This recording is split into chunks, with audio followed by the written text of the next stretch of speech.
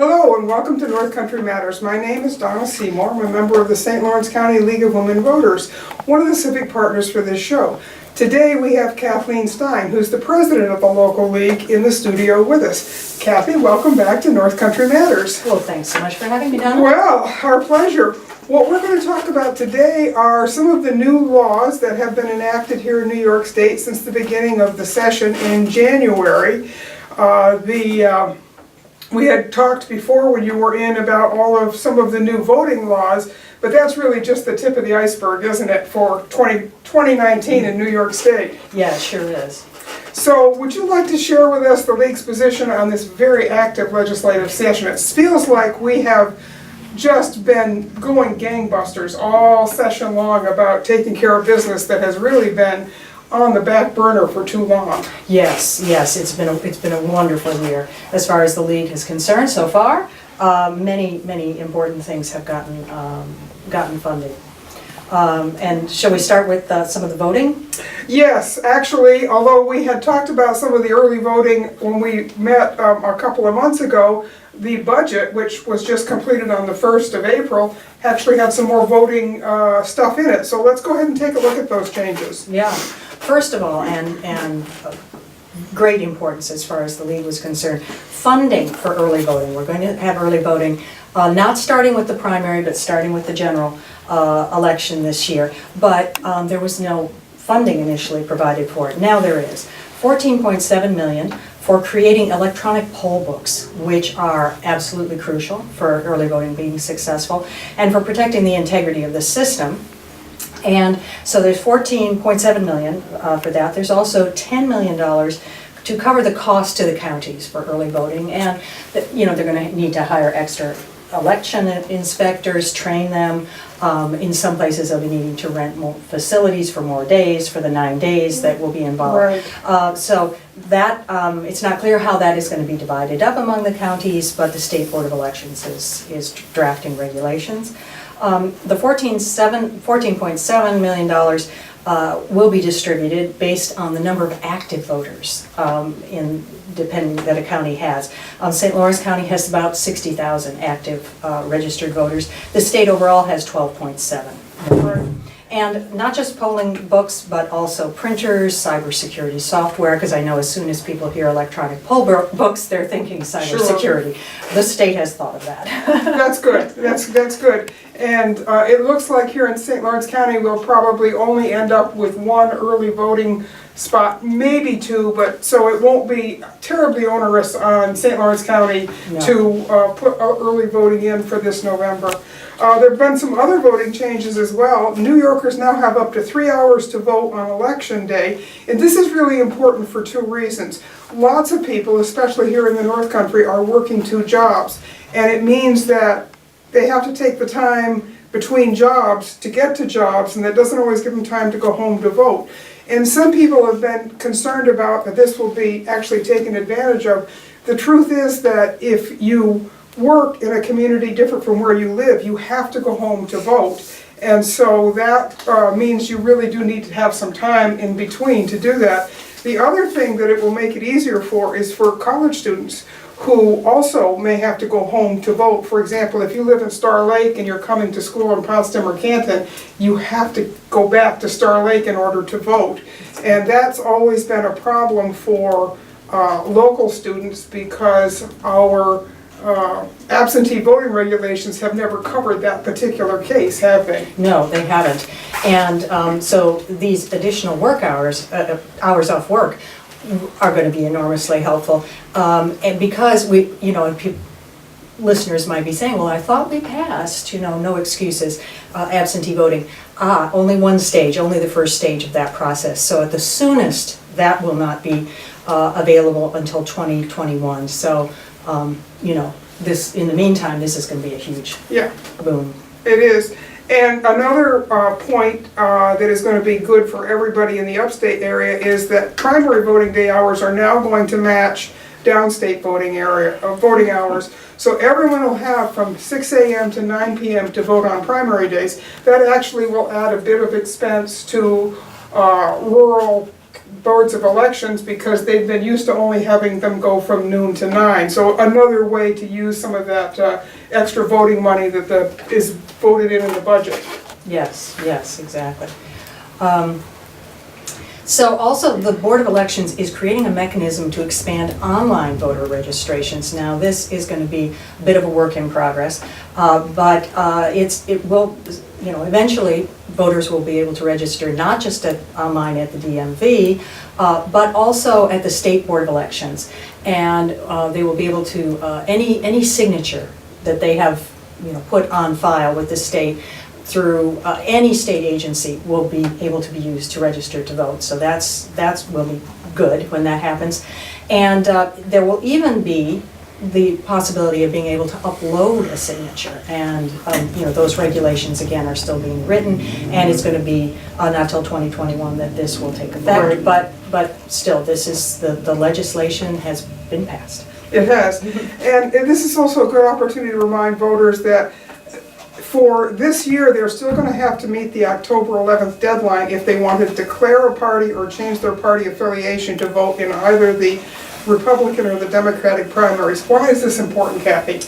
Well, this is important because many voters get caught on with our very, very early deadline. I believe we're the state with the earliest deadline, farthest ahead of an election. And there's going to be a lot of candidates in the primaries coming up, certainly in the Democratic primary. So, you have to, if you haven't designated a party or if you want to change your party by October 11th of 2019, you will not be able to vote in a primary in 2020. And so that's, people will find themselves disenfranchised, partially disenfranchised, because if you can't make the decision at the primary level, that's about half of your decision, so that you are entitled to make, so.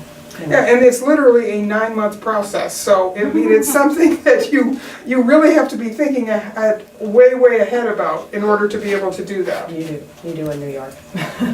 So one of the big areas that was active early in the legislative session before they got into the budget work was some areas of healthcare. And this is another area where new laws are going into effect after action has been stalled for many years. The New York State budget codified portions of the Affordable Care Act into state law, which means that regardless of what happens to it federally, we are protected here in New York State. And these include the state's health exchange, which exists now through executive order, so it's now going to actually go into state law. And the budget also mandates coverage for in vitro fertilization and egg freezing. What are some of the other changes, Kathy? Yes, lots of action on this front. The Reproductive Health Act, which is something that the League and our other partner organizations have lobbied for some time, was finally signed into law in January by Governor Cuomo. It protects women's reproductive rights, ensuring New Yorkers can make personal health care decisions with their doctor, and that their doctor will not be subject to any criminal charges for providing crucial healthcare services. Basically, the legislation codifies Roe v. Wade into law in the state of New York. Insurance coverage will also be expanded for contraception. And policies will be required to cover all FDA-approved contraceptive drugs and devices, as well as voluntary sterilization. And this is going to reduce the number, you can't help but not, reduce the unintended pregnancy. And it does maintain a conscience clause that already exists in state law, so that religious employers can opt out of having to provide this contraceptive coverage in their employee health plans.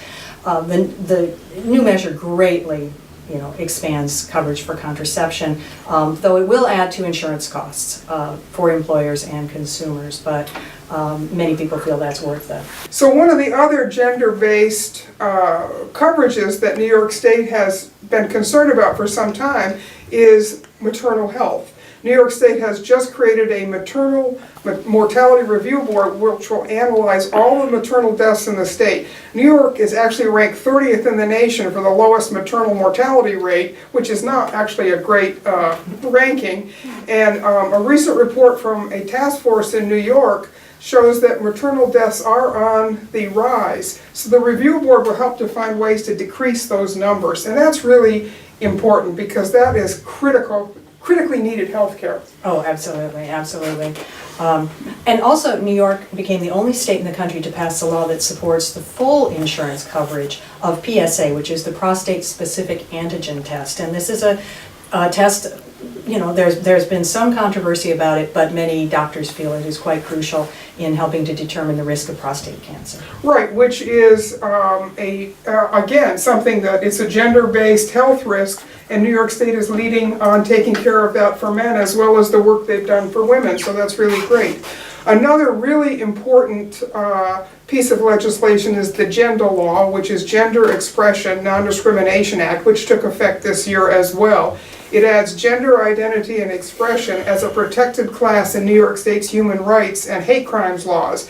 And this act will help prevent discrimination based on gender identity and expression. And a related law also bans conversion therapy in the state. And conversion therapy is when a therapist tries to forcibly change a person's sexual orientation. There's been problems with that in lots of places. Yes, no, and it's you know, a great thing that New York is leading the way on this. There are also new environmental laws. Thanks to the budget, for example, there is an additional $500 million for clean water projects, and in the North Country we have many lovely lakes and waterways that will benefit from that. The Environmental Protection Fund will receive $300 million boost, and the budget will ban plastic bags statewide. This has already been getting a lot of publicity. Ban plastic bags statewide starting in March 2020, with some exemptions for bags purchased in bulk, as well as a 5-cent fee on paper bags. Now, one of the things that it's important to point out is that these kinds of bans actually work. For example, in England, there was a recent report which found that plastic bags only made up 1% of the plastic trash in fresh water. And that reflects years of efforts in Europe to reduce their use. So we know from the example of other places that focusing in on some kinds of plastic trash really helps to reduce the impact in the environment. So this is a law that is going to make a difference in New York State when it fully becomes effect next spring. Yeah, and again, you know, as an area that relies on tourists, you know, coming to visit our pristine, you know, the Adirondacks, but also other places, this really makes a difference to clean up the plastic bags. So the new state budget has also created a campaign finance commission, and the commission will have the binding power to implement a publicly funded campaign system. And this is something that the League and other good government groups have been lobbying for some time. And this will apply to both statewide and legislative races. The budget sets aside $100 million annually. And this panel will begin to meet soon and will have until December 1st to release a report to determine how a public financing system would work, including eligibility, financing limits, and contribution limits for participating candidates. The report that the commission releases will have the force of law unless lawmakers change it within 20 days, so they will have a rather tight window there.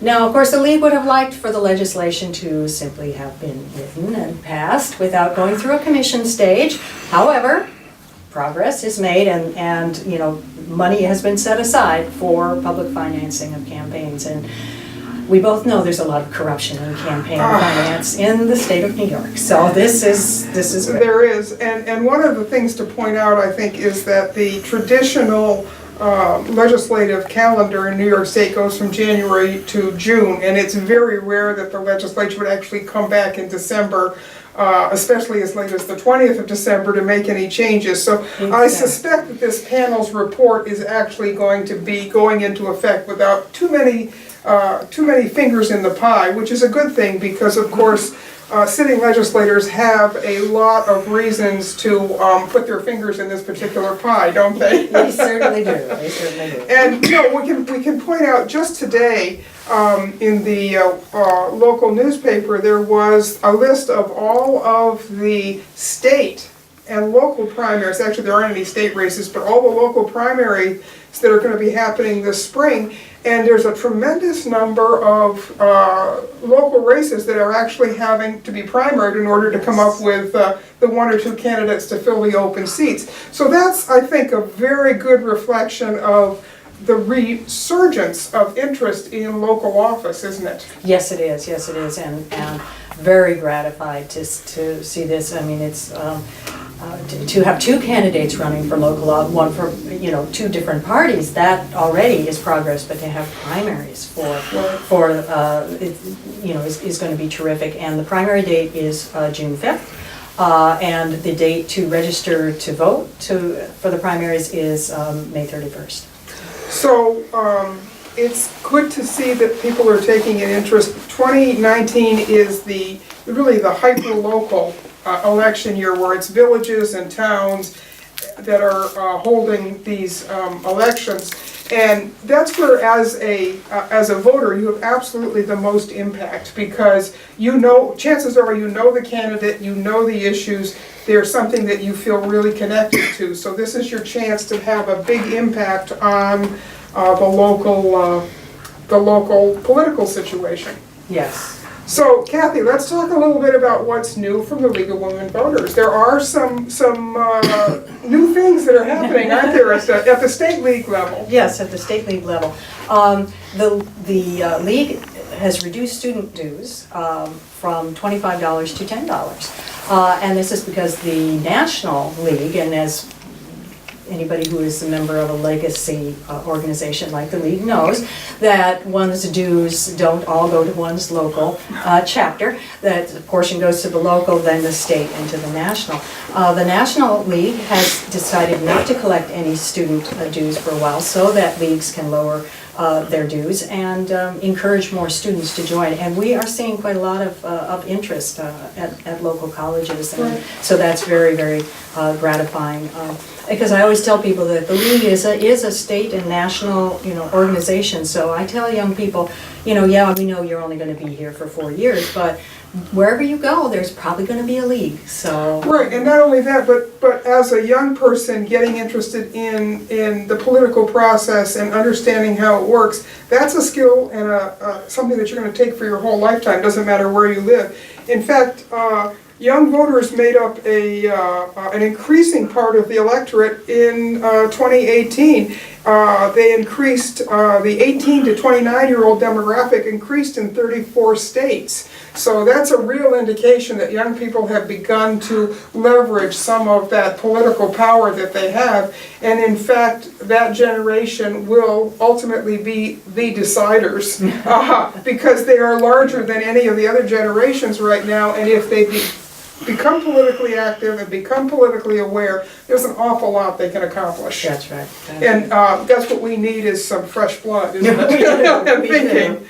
So, and let's talk a little bit, Kathy, about the census, because the census is coming up in 2020, and that's critical to so many different parts of our life in ways that we don't actually even are aware of. It's much more than just how many members of Congress we get and what our districts look like, isn't it? It surely is, and one of the things I'm hoping that as we get closer to the census date, that the league will be doing statewide, and certainly locally we're going to do what we can, is to educate people about all the things that the census is important for, this, so that the importance of an accurate count in the census.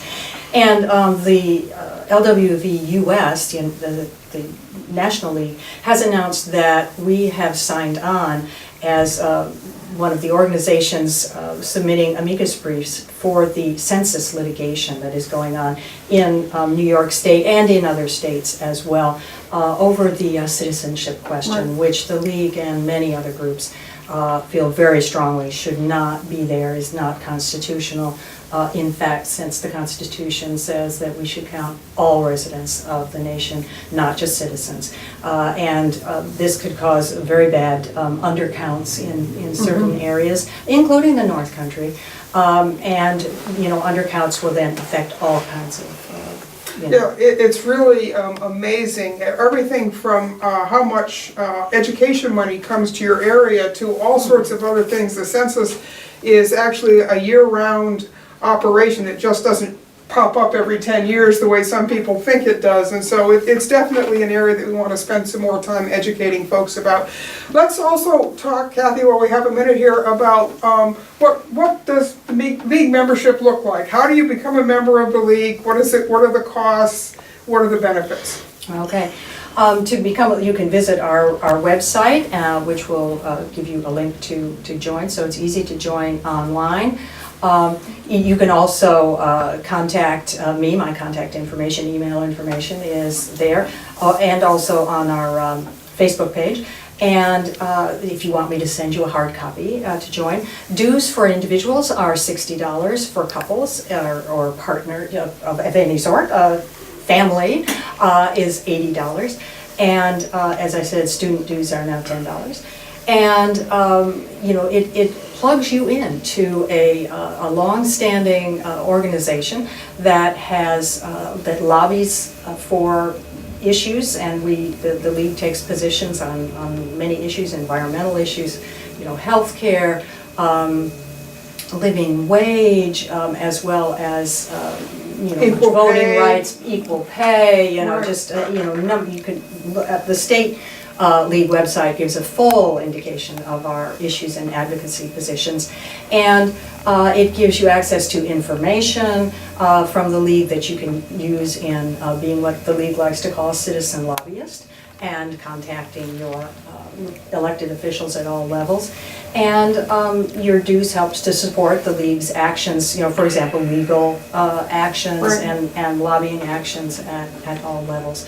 And it is, you know, an organization which, as I mentioned before, has branches all over the nation, and so it's something you can seek out wherever you find yourself. And let's also just remind folks about the Observer Corps, because that's Yes. a key part of the league's work at the grassroots level, isn't it? Absolutely, absolutely. Observer Corps is something, one of the league's, you know, long-standing projects to go to public meetings, send observers. You know, public meetings are often not attended by the public. Also, you know, court proceedings and things like that are open to the public, but if the public never goes, there's nobody watching what's happening. And so for the league, we have league members can get a Observer Corps button that they can sport, and the idea is to go to the meeting, to introduce yourself to whoever is conducting the meeting, and say the league is here. And then, you know, you watch for basic things like was the agenda available ahead of time, or the minutes available afterwards? Is the meeting run with, you know, in good order?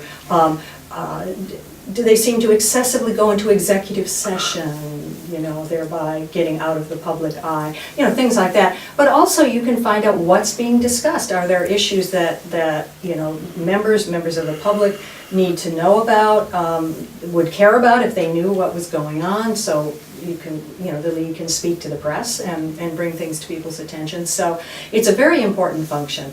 And at various times and places, I know that league observers have had an effect on how business is being done in local government.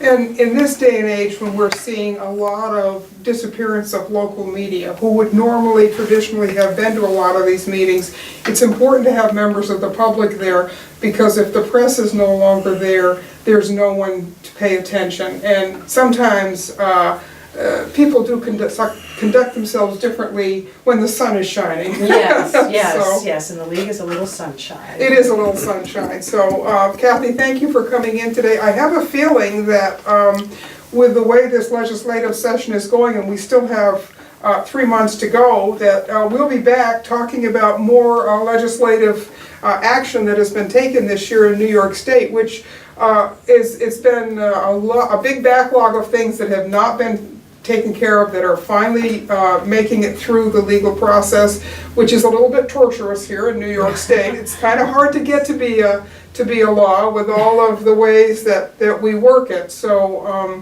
it's not quite as cut and dried as civics class used to make us think it was, is it? Yes. So thank you for coming in, and we'll look forward to another opportunity to chat about what's new in New York State law. Okay, I'd be happy to come in again, then. Thanks. These conversations are a production of North Country Matters, which are filmed here in the Fred W. Cleveland Computer Center of the Potsdam Public Library. These shows are a civic collaboration between the St. Lawrence County League of Women Voters and the Potsdam Public Library. Until next time, remember, our North Country Matters. Thank you so much.